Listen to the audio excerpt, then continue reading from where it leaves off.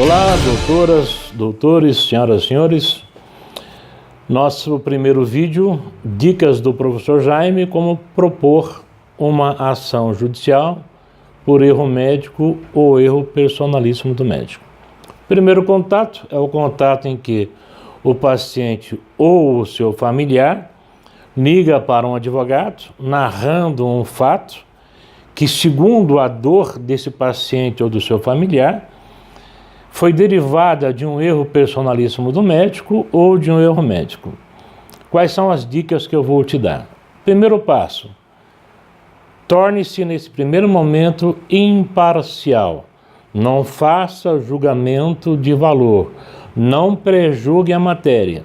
Porque de um lado você tem uma pessoa que está sofrendo ou algumas pessoas que estão sofrendo, e de outro lado você tem um médico que também vive da sua profissão, das suas argúrias, que é um ser humano, que tem um histórico de vida, uma história de vida, e uma história com HI e não com ES.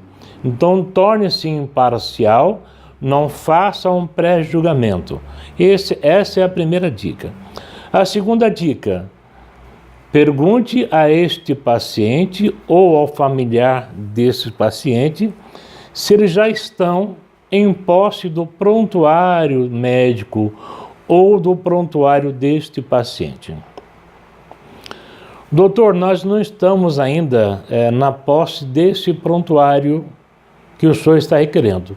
Então eu não posso atendê-lo neste momento, porque seria perca de tempo ou perda de tempo, porque como eu vou avaliar aquilo que os senhores vão me dizer se eu não tenho já a cópia do prontuário do paciente. Mas antes do senhor desligar, me diga uma coisa: qual foi o diagnóstico médico?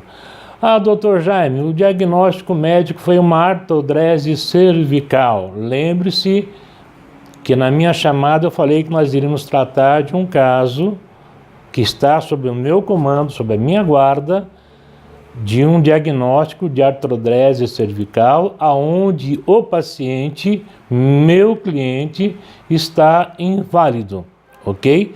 Nós só não vamos dar o nome do paciente, o nome dos hospitais e dos médicos envolvidos. Por quê? Porque é um processo que está em trâmite, que corre em segredo de justiça, mas a parte técnica da coisa, técnica científica médica e também a parte técnica do direito, nós vamos tratar com os senhores. Ah, uma artrodese cervical. Rapaz, eu não sou médico, eu sou advogado. E o que é esse troço de artrodese cervical? O senhor já tem o quê? O senhor já tem na sua cabecinha, o senhor com certeza já anotou lá no seu risque e rabisque, artrodese cervical. Então o que o senhor vai falar para esse paciente, os familiares desse paciente, por telefone? Olha,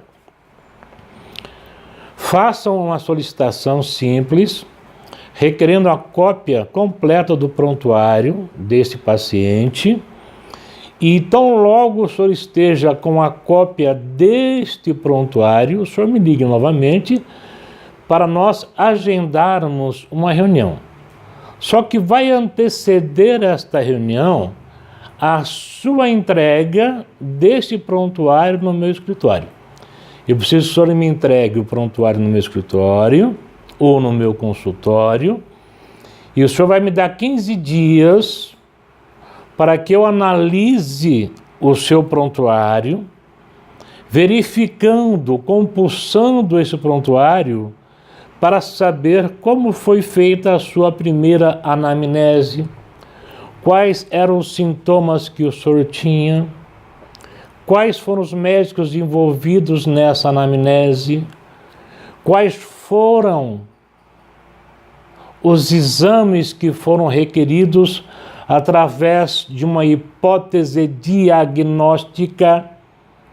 Lembrando aqueles que foram meus alunos, que nós temos várias espécies de diagnósticos, que eu vou abordar na nossa segunda videoaula, ok? Eu tenho uma hipótese diagnóstica que vai se transformar num diagnóstico No momento em que esses exames que eu, como médico, ou o médico requereu, falar diretamente ao médico sobre aquela hipótese diagnóstica, ou seja, o médico tem uma suspeita de um diagnóstico, esta suspeita nós chamamos de hipótese diagnóstica, e essa suspeita vai se transformar num diagnóstico efetivo através dos exames que vão se achegar a este médico. Via de regra, quando nós falamos de uma artrodese cervical, nós temos alguns exames que eu vou falar com os senhores mais tarde, que dão um falso positivo. E nós temos um exame específico que vai dizer para o médico se realmente aquele paciente deve ser levado a uma mesa cirúrgica ou não e em quais situações, em quais circunstâncias isto vai ocorrer. Então, nós temos os primeiros passos que são esses. Mas, Jaime, se eu já peço a cópia do prontuário, o paciente familiar vai me entregar o prontuário no meu escritório, eu já não estou prestando uma assessoria jurídica para essa pessoa? Sim, você já está prestando uma assessoria jurídica e é por isso que eu vou te dar uma dica importante. Você vai cobrar em duas fases os seus honorários. A primeira fase dos honorários é a fase de que você requer a esse paciente a cópia do seu prontuário, ele vai entregar para você esse prontuário, você vai analisar o prontuário para que você forme uma ideia na sua cabeça, ou seja, que você forme o seu diagnóstico jurídico para ver se realmente houve ou não houve um erro personalíssimo do médico ou um erro médico. Para isso você vai cobrar um valor X. Eu não vou dizer para você quanto eu cobro no meu escritório, mas eu cobro em duas fases. A primeira fase é para analisar o prontuário. Depois de analisar, então eu vou me reunir com o meu paciente, que é meu cliente, ou com os seus familiares. Professor, por que o senhor não faz o inverso? Por que o senhor já não atende o paciente, ainda mais o senhor que é tão sensível aos clamos dos necessitados? Por que o senhor já não atende aquele paciente para reduzir a dor do seu coração? Porque se eu for atender esse paciente sem ter acesso a esses documentos ou ao prontuário desse paciente, eu já vou estar me alienando à sua história e vou começar a fazer um pré-julgamento. Eu não quero ouvir o paciente agora. Eu quero checar aquilo que ele falou para mim dentro do seu prontuário. 15 dias é o tempo necessário para que você compulse toda a cópia deste prontuário e para que você forme o seu diagnóstico jurídico. Uma dica importante: você é advogado especialista em direito médico, mas você não é médico.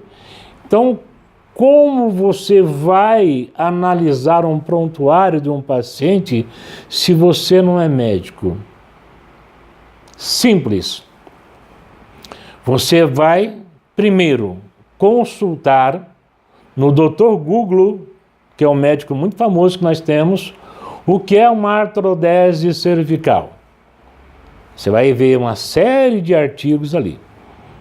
Segundo passo, você vai consultar artigos científicos que foram publicados sobre artrodese cervical.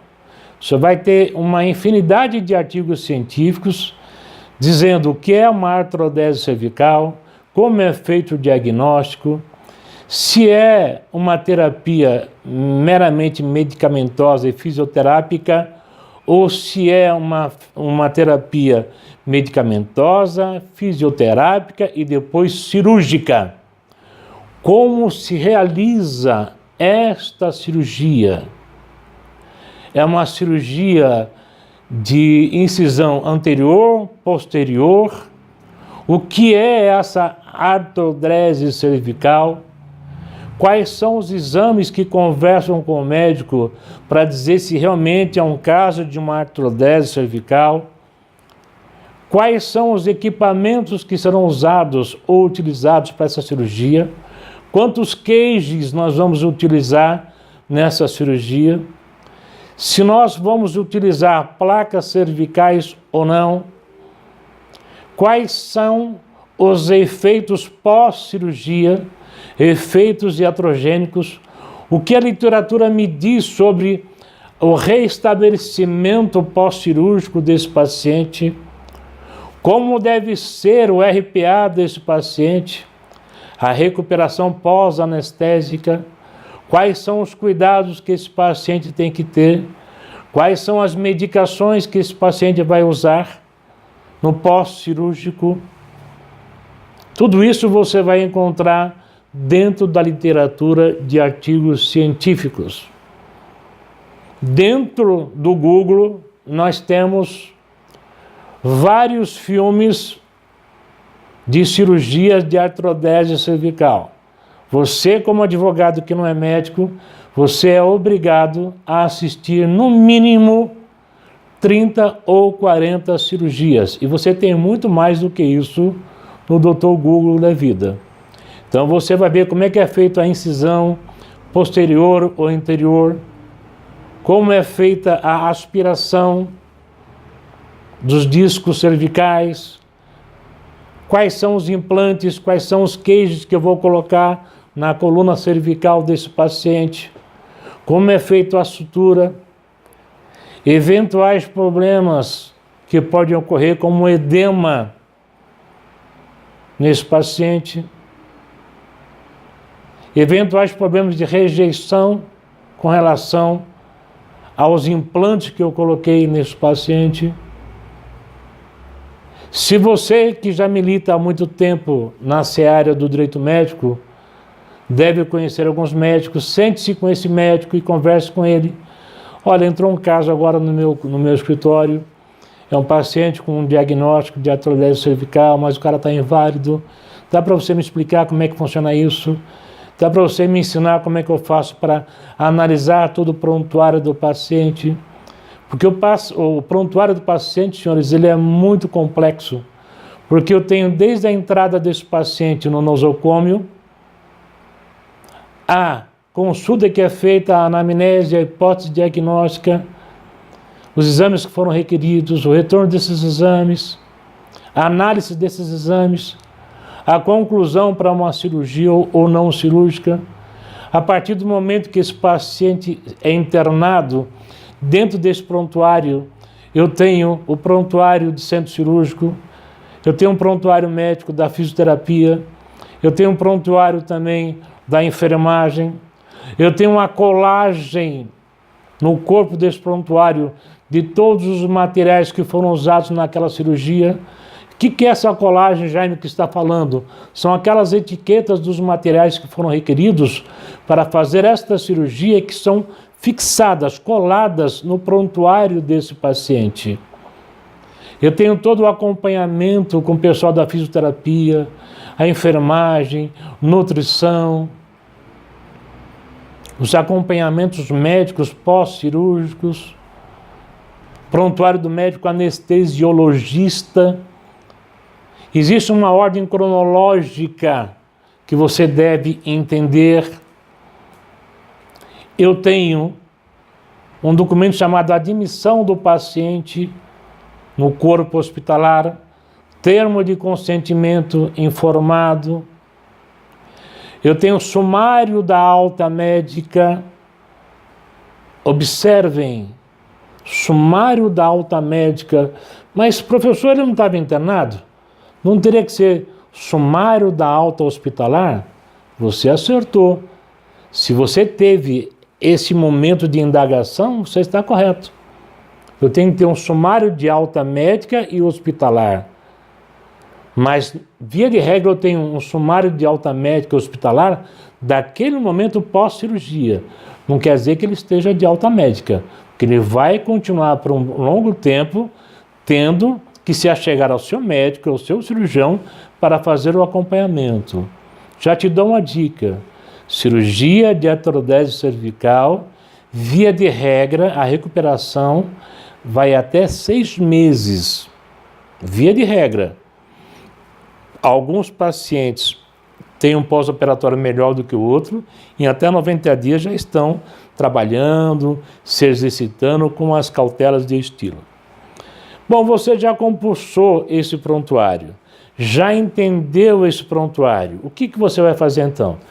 Vai marcar uma reunião com o seu cliente, paciente, para ouvir então a história dele.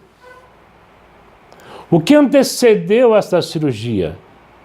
Quais eram os sintomas que ele vinha tendo antes dele ser submetido a essa cirurgia? Quais eram os tratamentos que ele vinha experimentando antes de ter esse diagnóstico desta cirurgia? Quais eram os medicamentos que ele vinha se utilizando? Esse é o principal foco.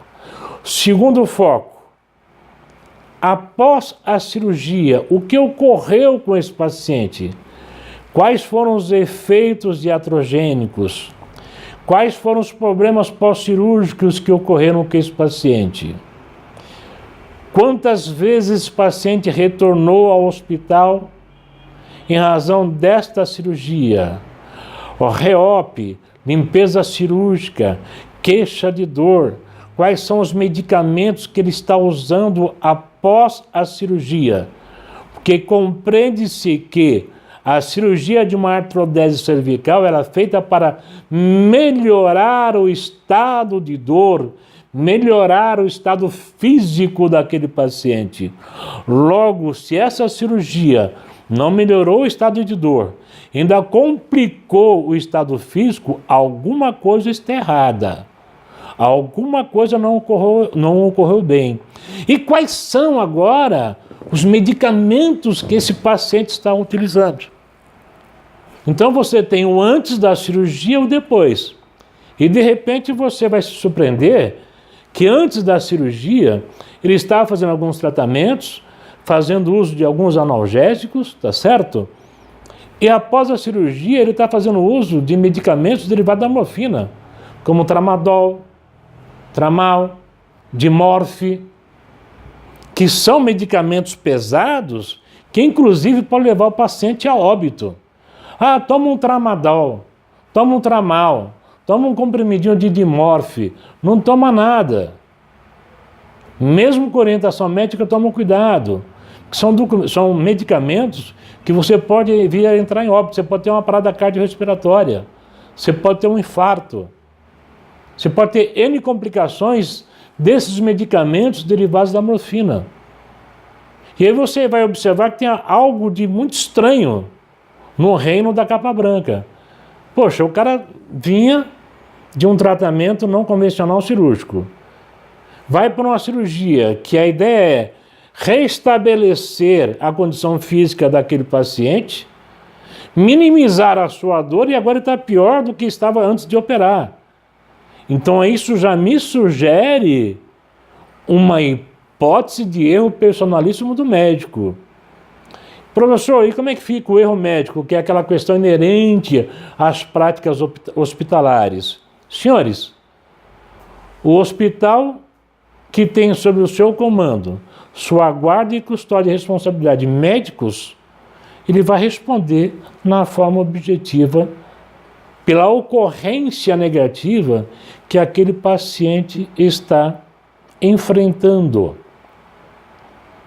A partir desse momento em que você colheu todas as informações, e por favor, não confie na sua CPU chamada cérebro, enquanto esse paciente está falando consigo, está contando a história dele, vai escrevendo, ou de forma manuscrita, ou no seu computador, a história que ele está te relatando, e depois você guarde isso consigo, e após o fechamento dessa entrevista com esse paciente, você vai dizer a ele o seguinte: senhora, eu preciso que a senhora, quando chegar em casa, me faça um relatório pormenorizado, me conte o filme do seu problema, Desde quando o senhor começou a sentir esses problemas, essas dores? O que o senhor fez? Quais foram os médicos que o senhor foi antes de chegar nesse médico que lhe operou? Quais são os exames antes da sua cirurgia que o senhor foi submetido? Do grau, na escala de 1 a 10 ou de 0 a 10, antes da cirurgia, qual era o seu grau de dor? De 0 a 10, quanto era? E após a sua cirurgia, de 0 a 10, qual é o seu grau de dor? Ok? Ele vai ter que fazer isso e mandar para você via e-mail. Mas, professor, por que eu quero esse documento? Porque você precisa desse documento para a sua defesa também. Porque você, como advogado, no momento em que você for promover uma ação contra o médico e contra o hospital, você também pode receber uma ação por responsabilidade civil se o médico entender que você está faltando com a verdade. Tanto é que quando você for propor ação, embora hoje o processo seja digital, imprima a sua peça principal, sua petição inaugural, e peça para o paciente, seu cliente, assinar contigo. Beleza? Fica uma dica. Encerrado esse momento, entra o segundo momento que é muito importante e que você deve esclarecer ao seu paciente cliente e aos seus familiares. Eu, doutor ou doutora fulano de tal, não vou interpor nenhum tipo de ação, embora eu entenda que realmente aqui é um caso de erro personalístico do médico, mas eu não posso interpor essa ação se eu não tiver já trabalhando comigo o meu perito assistente. E quando eu falo num perito assistente, para cada patologia, o perito que for trabalhar para mim tem que ter residência médica nesta patologia. Isso é muito importante. Mas, doutor Jaime, eu já me ferrei, eu já gastei, eu estou com... BBB. O BBB, é problema teu. Eu não entro com nenhuma ação se eu não estiver já com meu perito assistente médico me assessorando. Por quê? Porque eu vou dar esta cópia do prontuário médico para esse perito, ele vai analisar, vai fazer um relatório pormenorizado para mim e vai dizer, Jaime, realmente aqui, 90% aqui teve erro médico. Ele vai me ajudar na confecção da minha petição inicial. Ele vai me dar embasamento técnico-científico que um advogado que não seja advogado e não seja médico não detém. E esse perito já começa a trabalhar com você na base, no alicerce da ação. Mais um conselho, não indique um perito que você conheça. Doutor, o senhor pode me indicar um perito? Não, eu não posso. Eu posso dizer para o senhor que o senhor pode entrar no site, o senhor pode escolher vários peritos lá. O senhor vai pessoalmente lá no perito, conta a sua história, fala que eu estou exigindo a presença de um perito, o senhor contrate com ele os honorários dele, que geralmente eles cobram duas fases, uma fase para analisar e emitir um relatório e outra fase para acompanhar o processo até o final. Depois que o senhor encontrar um perito, o senhor passa o nome dele para mim, para eu checar se é um perito de confiança, se é um perito que ele aceita conversar com o advogado, porque tem peritos que não gostam de conversar com o advogado. Ele é médico e não quer saber do advogado, entendeu? Tem peritos que não, que são maleáveis, que conversam, que explicam, que interagem, até porque ele vai ter que trabalhar comigo em 4 mãos, as minhas e a deles, em 2 cabeças, a minha e a dele, não vai levar para o outro lado, perfeito? Isso é muito importante, por quê? Porque quando você já ingressa com uma ação, uma petição inicial, bem fundamentada, já trazendo elementos técnicos científicos para um juiz que não é médico, você já tem uma grande possibilidade de acerto e de receber uma procedência dessa ação. Veja, não estou garantindo, você tem uma grande possibilidade. Ok, senhores? Primeira fase, primeiro vídeo é este. No segundo vídeo eu vou demonstrar para os senhores como se analisar um prontuário do paciente, como estudar esse prontuário e as pegadinhas que você tem para que você não seja surpreendido ou surpreendida em audiência. Eu quero você em audiência, em condições e pé de igualdade, de discutir com o médico, de discutir com o perito do juízo e dizer, opa, aqui não, Jacaré. Eu conheço a matéria, eu estudei a matéria, mas o senhor não é médico, mas eu estou acompanhado do meu perito e outra coisa. O fato de eu não ser médico, de eu não ter o meu CRM, não diz ao senhor que eu não posso ser um estudioso da matéria. E fica uma dica, quantos livros de casos clínicos você tem no teu gabinete?